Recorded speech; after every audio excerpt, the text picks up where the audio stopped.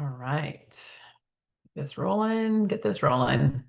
Hey, my name's Kim Carr. I'm the executive director and the co-founder of Digital for Good, formerly known as I Can Help, which is our three pillars of I Can Help. I'm excited to show you guys what we have in store for the school year of 2025, 2026.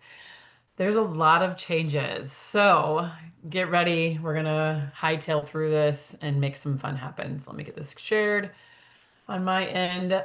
Please let me know if there's any questions. We'll reach out. We wouldn't have started a nonprofit called um, wow, sorry. I stopped sharing really quick. Sorry.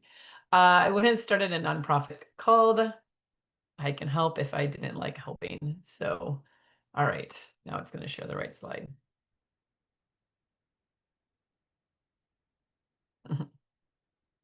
All right, so school year 2025, 2026. So again, we're Digital for Good. The reason why we've changed it is asking, so what do you actually help with? So our three pillars underneath Digital for Good is I can help educate, engage, and empower. So that's what we kind of the concept we come in with. Anything that we create, we want to make sure that we're educating, we're engaging, and we're empowering students to use digital for good, right? And even adults.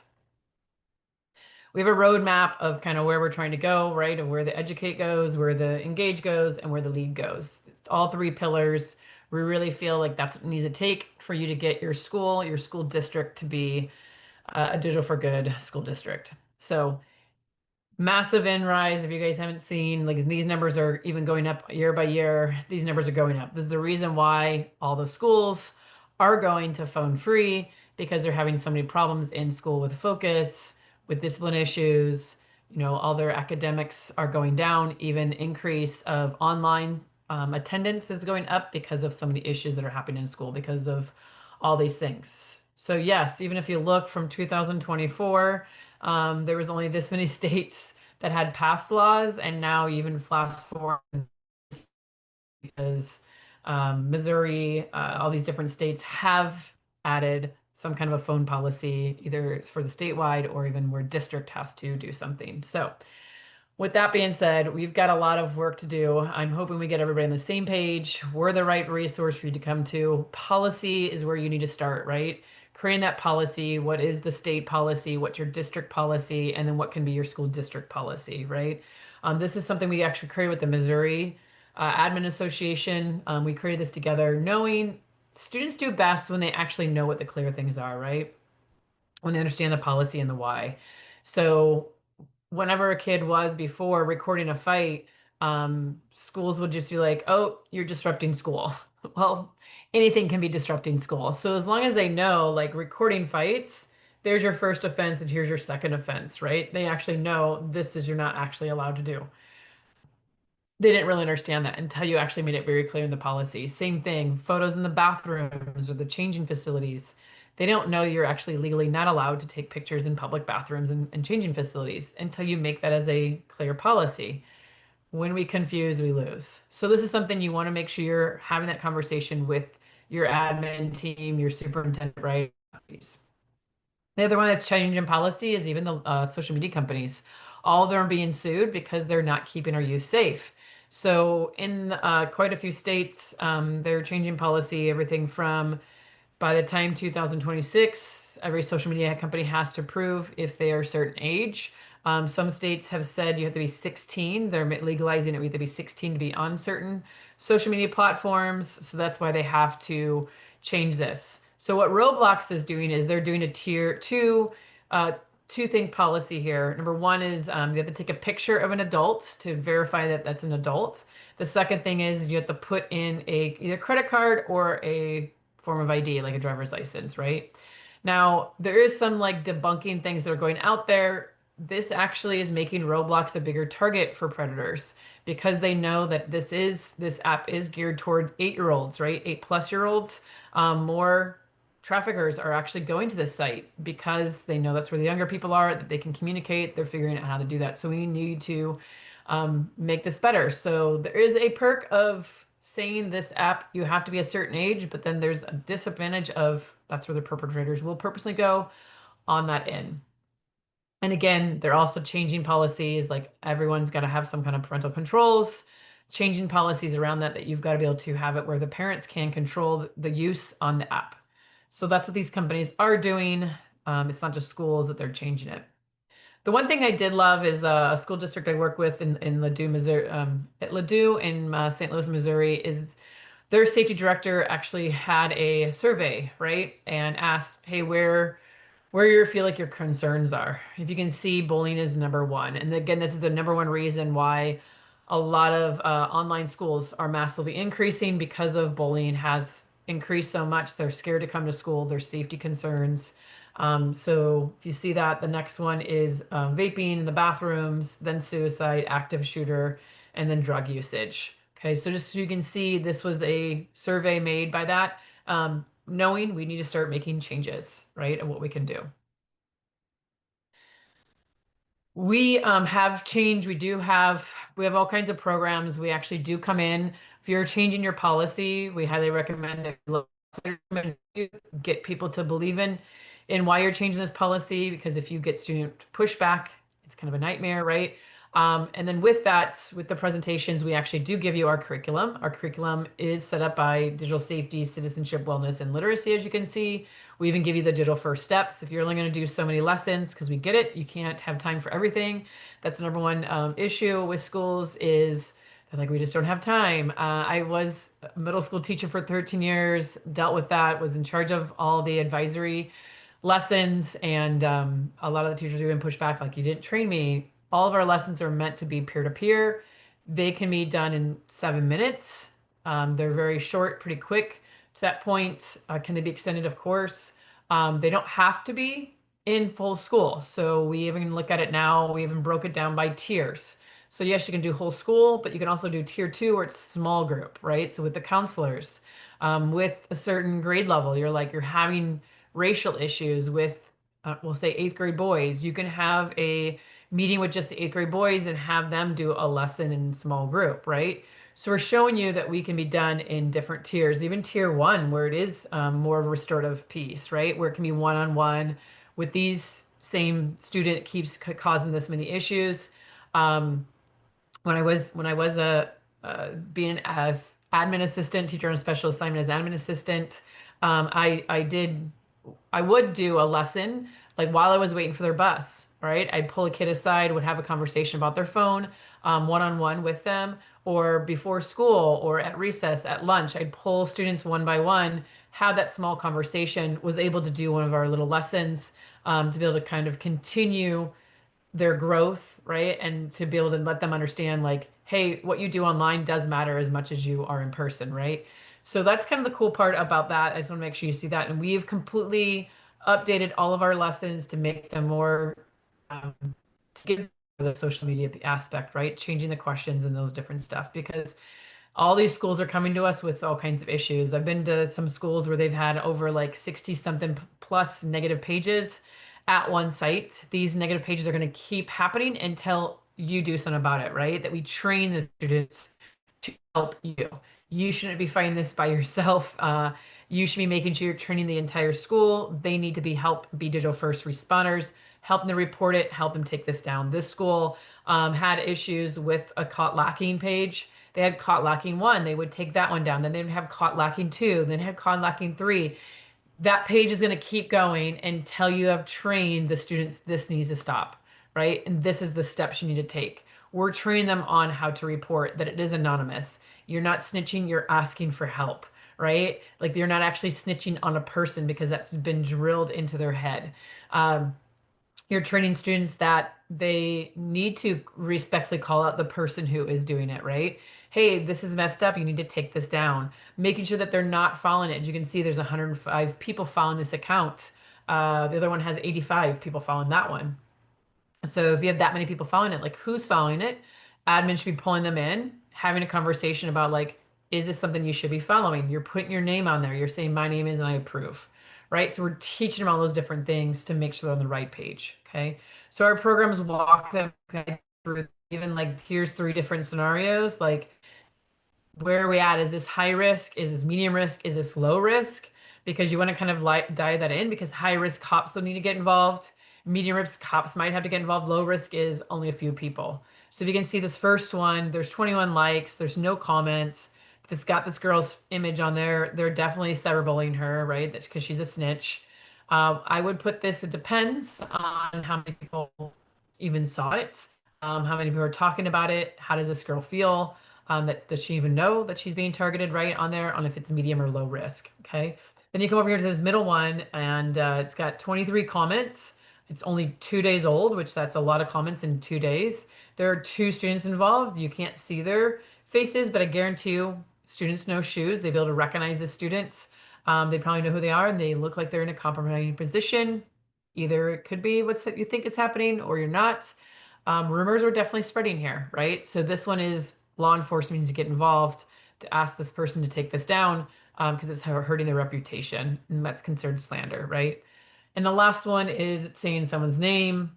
As you can see, a rumor that usually has some truth to it, right? Rumors usually have some kind of truth sometimes. And how damaging can this be? What can we do about it, right? So just making sure you are aware of there's so many issues going on. What can we do? We want to train them and be digital first responders with our programs, even continue the conversations with, because those happen daily, right? Those things happen daily.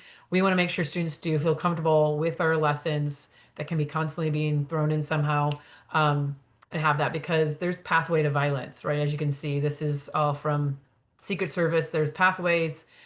They go through some kind of grievance, something happened to them. Usually they were harassed or bullied themselves, and then that's what makes them bully, harass somebody else. Then they come up with an idea, they research and they plan, they prep, they probing the breaching, and then they attack, right? So there is ways. So you want to make sure you're handling this before it becomes the attack moment, right? Tracking who those people are. All of our curriculum is engaging. We try to make it, everything we do is made with students side by side, getting students to kind of actively have that, have conversations openly with educators like in the room, or with their parents, right? With adults, because we want to work side by side with them with this. That's what our programs does. So it's simple things like even ask them questions like, do you strongly agree or disagree with this statement? I compare myself to others, and having them hold up their hand, reflect, turn to their neighbor and talk about their scores. What can they do differently about it if it is high, right? If it is that they do compare, what can they do differently? I've had students even say things like that they've unfollowed certain people because they're like, I'm never going to look like this person. Why am I following them? Right? So had great conversations because that peer-to-peer helps them. My device and addiction for me, if they give them, sometimes they're like, they give themselves high scores. They give themselves high score. What can they do about it? The conversations between peers is amazing. Some of them are like, oh, I actually no longer plug my phone next to my bed, right? They actually put it on their dresser because then they get up out of bed to go look at their phone. They're like, oh, genius. And it's like, if I said as an adult, they probably wouldn't listen to me, but if a peer says it, they might actually go listen to that. Notifications are distracting to me, right? Get them to kind of reflect on this. Negative comments online affect me. Now, if it's about you, a lot of people are like, they usually give themselves low scores, especially young males for some reason. Like that's, they're like, oh, that doesn't affect me. But when I say, what if it's your mom? They quickly change their answer, like, oh, right? The negative comments are about people that you care about, right? Like that changes your score. We need to start helping. I don't always show the full story online. How real are you? I'm afraid to show my socio to my family, right? Social media resume. That's when we talk about that. I need to work on not getting sucked into when I lose. This is for gamers. A lot of them are breaking controllers. They're breaking keyboards, right? I don't always report inappropriate behavior online. Getting them to actually call this out because they think reporting is snitching instead of reporting is anonymous. It is asking for help. They need their help when there is something that goes up online. Group chat, right? Like this needs to get called out. And I've passively told friends I'm mad at them by ghosting them, right? Or blocking them. And again, how can we start having conversations face to face? And then I need to work on not getting sucked into negative drama because as you know, what they're doing is they're taking screenshots of a text message, right, with a private person, and then they go over here to a group chat and they throw that in there to create more drama. Even though that text message, you don't show them the entire conversation, you only show them the part where it makes that person look bad so that the group can actually make a decision on those different stuff. Okay. We do things like this where we actually allow them to use their phone. Now, some schools are phone free, so we find creative ways that if the school allows it for this one activity, or you just have the teacher kind of just shows it, or it's sent home as a take-home challenge that they do. So the conversation confession is one of my favorites of our programs. It's where you go to the text messages, go to the search section, and they have to type in a word, right? And once the word gets typed in, they have to confess how many messages come up. Is it one, right? If they think it's three, think again. Top right, it'll say see all. Click on that. That means you have more. If you have a lot, you just have to indicate by showing me you're scrolling. Okay, that's step one. Step two is you want to see your digital footprint because it'll show you exactly what time that message was sent, who sent it, and where was it at? Was it in a private chat? Was it in a group chat? That's your footprint, right? Everything is there. The third step is to reflect. Who's the problem? Who's the one that keeps saying this word, right? Reflect on who is saying it. So the first one is WTF. We make them put that in there because it's kind of a funny word. They know they use it. And so, yes, let them see how many times they're saying it. Let them reflect on it. Are they the problem? Is it their mom? Some of them are like, it's my mom. A lot of educators are like, oh, it's this work spouse or it's their own spouse, right? So it's just this kind of fun activity you can do to be able to showcase it. Then you have conversations. If you're the problem, what are you going to do to fix that? Right? I've had students come up to me saying that they've removed themselves out of group chats because they had all kinds of racial slurs. They're like, I don't want to be in this, I don't want to be in this group chat anymore. And they made it very clear to their friends, like, I'm going to remove myself out. I don't want to be guilty by association. Okay. Swear words, like all that kind of stuff. And then you force, we twitch it, and we make sure saying this? Are you saying this enough to your family and your friends, or are people saying it to you more? Okay, so that they can reflect on that as well. And then we give them real life scenarios like, yes, students have gotten in trouble for group chats. Nothing is private anymore, right? That they understand nothing is in private. Students are getting in trouble. They're making this in their group chat. It's everything is time dated, logged, and located. Anybody that was in this group chat, they're guilty by association. They all got a consequence from the school. This would end up being a hate crime because of what it has. Anybody who commented in favor of it got a bigger consequence, and the student who created it got expelled, right? So just understand that they understand where we're relying on these pieces on that conversation, and then teach them the steps that they should be doing. If you see this, because this is happening, what can they do? Being a digital first responder, I go in there and comment saying this is messed up. Remove yourself out of the group chat because it'll flat out say Kim Carr has left the group, right? Text your friends asking them to remove themselves out of the group. And a lot of them, I get it. They don't want to go tell an adult who it is, but at least a lot of them are now telling adults, hey, there's a racial group chat that's going around. I just want to let you know about it. Um, and then what's neat is I've had some school actually tell me they went to the student who they knew created it. They said, you need to turn yourself in because we're not going to snitch on you. And the student did turn himself in, and the admin gave them less of a consequence because they did the right thing to turn themselves in.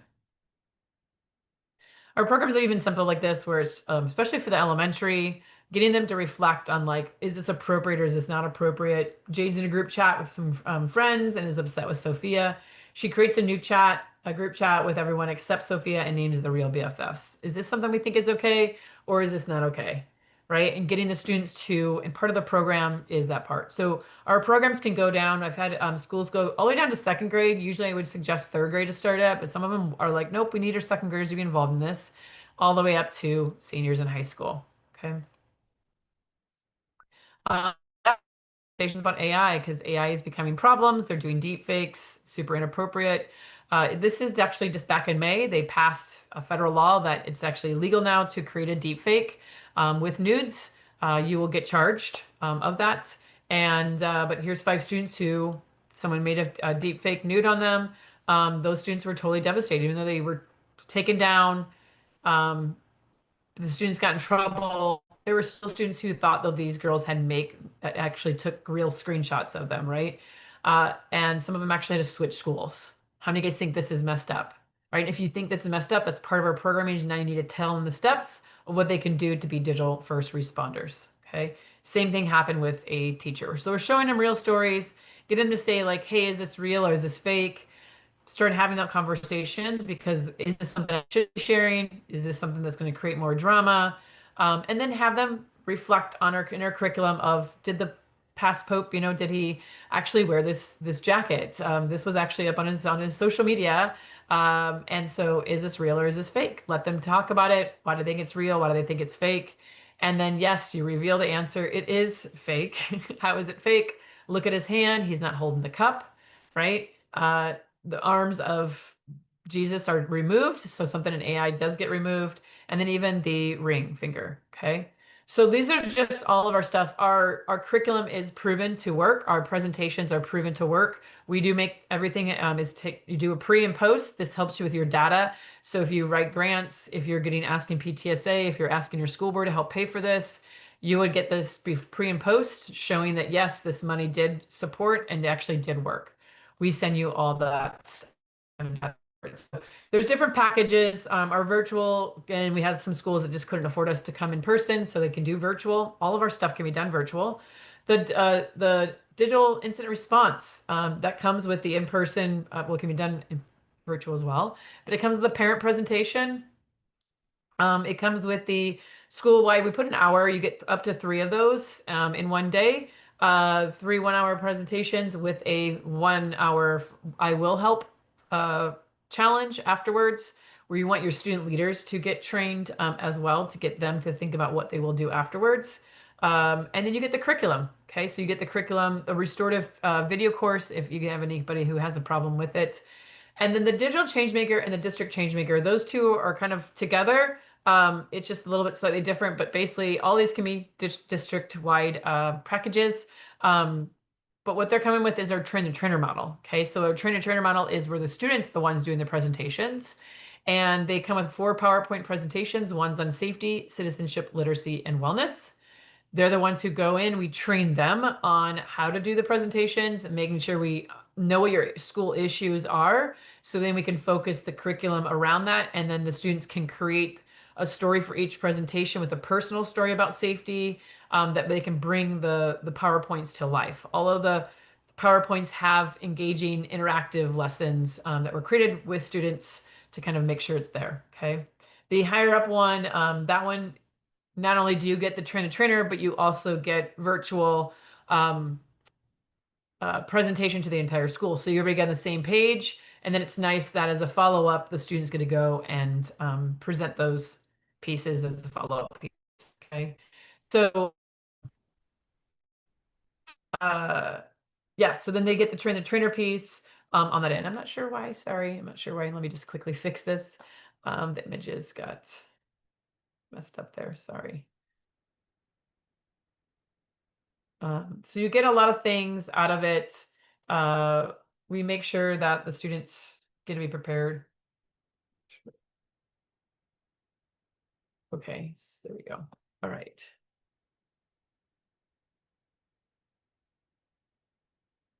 Must have been in transition, but why you want to choose this program is it's sustainable, right? Impact. It makes it long lasting when you have students who are actually the ones who lead the presentation, that they're in front of their peers, do that. You can do it in two different ways. You can do it by class periods, or I've had some schools do it where it's the grade levels and they have them in either the theater or the gym, and a certain group of students get to lead that as a whole school presentation piece. Again, what they come with is it comes with like a checklist, facilitator notes, so that makes them debrief on all of it. Um, it comes with all of the slides. It tells them exactly what their script should be. That way they can practice it on what they should be saying during the trainer model piece. Okay. And then at the end, it comes with I will help cards. So this one's for the digital citizenship, but it comes with safety, citizenship, literacy, and wellness. Each have their own card. I've been doing this and it's really cool to see the students actually mark something, have conversations. I've dealt with some pretty rough crowds and they actually do physically make conversations about like, oh, I really need to probably do this. So they're making those changes. And what's neat about it is they know that we have a student team, that everything we make is made with students, for students, right? So this is our team. They meet we have a group that meets monthly and another group that meets weekly because they're doing it for college credit and for experience. Okay. So that's kind of the neat part with that on that end. So our club package, our clubs, everybody they're doing something. We come with ideas that they can do at their school. I got a school that I'm working with, school district I'm working with, and they're doing a kindness challenge while we come down there and doing presentations. And we just created a new one. If you've been seeing the I don't know, the JC Penney awkward photos, the group family photos.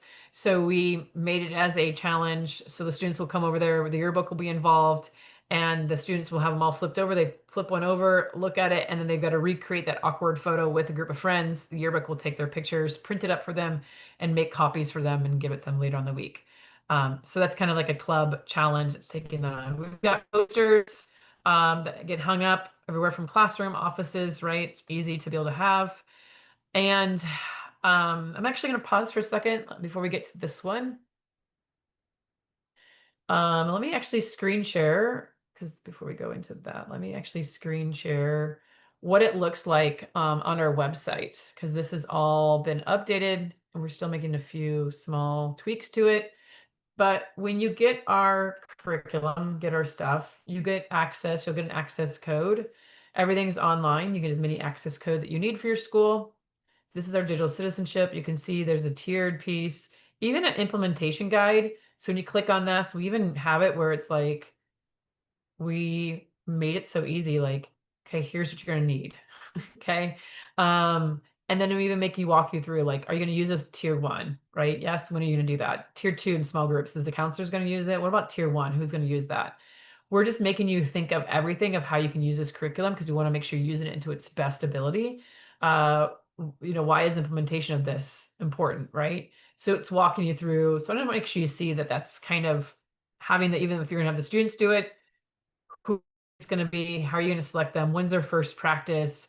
And I promise you, you can literally hand these lessons over to them and they practice them at night and they're super confident after you've done this a couple times on that end. So that's kind of what this looks like that we added. Let me go back so you guys can see. We even match lessons to real issues. So these are the biggest issues that we have schools that come to us. Everything from hate speech, like racist comments, inappropriate photos, fake accounts, excluding people, online drama, privacy violations, excessive screen time, and body image issues. So what we've done is we use the magical tool of AI, took our regular lessons like crumpled paper. I put it into, had AI help me make it so it really focuses specifically on racial comments. So now a school that's having that one, they can pick this lesson to make it so it is specifically to the issues you're dealing with at school. Okay. Again, here's the first steps. All these are the first step lessons with the pre-survey, right? Making it there. And then you come down here. Every year we put new lessons because it's social media. We want to make sure you show where we're constantly growing and adding new things.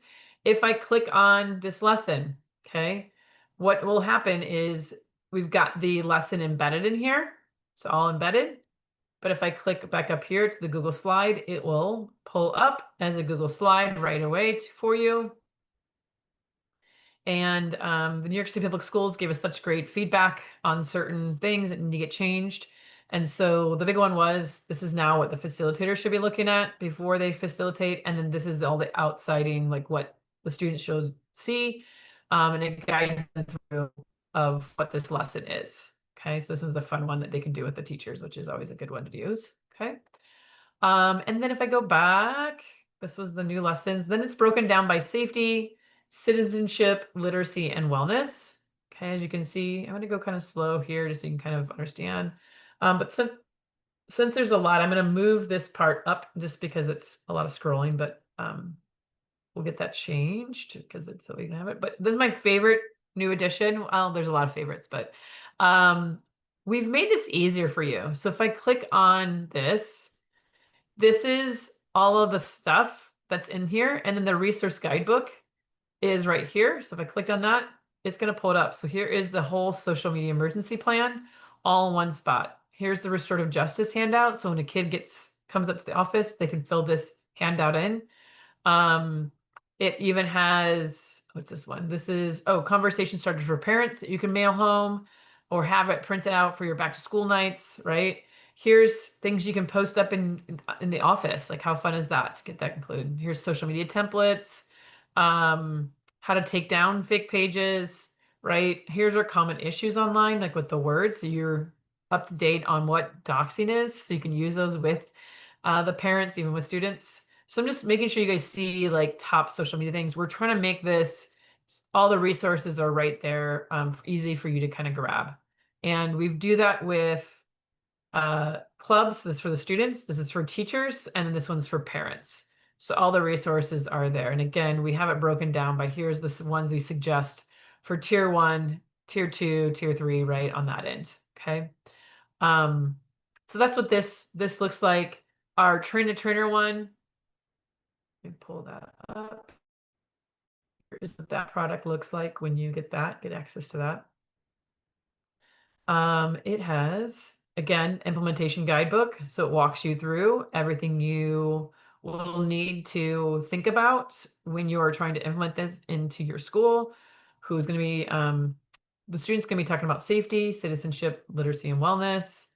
Who do you think you're going to present this to? I've had a lot of schools do it to all of them and even the parents, right? Even to staff. So I think that's kind of the cool thing. I've had some schools even level up. Like I've had middle school students come and present to the high school staff, which was I thought was kind of that was kind of cool. And then it just kind of walks you through all of it again. When are they going to have their first practice? All the different kind of questions to implement this program. Okay, so we've thought about those things when we've dealt with a lot of these school districts. Okay, and then I see how easy this is. Pre and post surveys. Here's the presentation decks, facilitator notes. So there's all the decks. Here is the presenter tool guide. So it comes with a presenter guidebook with all 4 lessons. So it's one big guidebook that's 68 pages long because it has literally everything you can think of. Implementation. Here's the options you can do the presentations in, right? 20 minutes is what we think it's going to take you. You can have them rotate one day. You can have them do it for the month, right? One a week. You can do it as a whole school to a grade level. Okay. And then here is, again, talking about the different directing it. All right. We even give you examples of digital literacy examples because we want the students to pick from this to make it personal, to make the stories come to life. Okay. And then as you can see, here's the digital safety, everything that they need, walks them, guide them through it so that they feel comfortable. And then here's all their slide notes. All the slide notes actually come up on the slides as well, which is really powerful. Super visual, interactive. Each of the presentations come with interactive pieces. Okay. Because if I come back here, if I go to, that was the safety, let me click on that one. Again, this is what the slideshow looks like. The first one is for the facilitators to see, right? Here's the facilitator notes. Shows them the different activities that they're going to do. That way they can be like, hey, these 2 students are going to do this activity.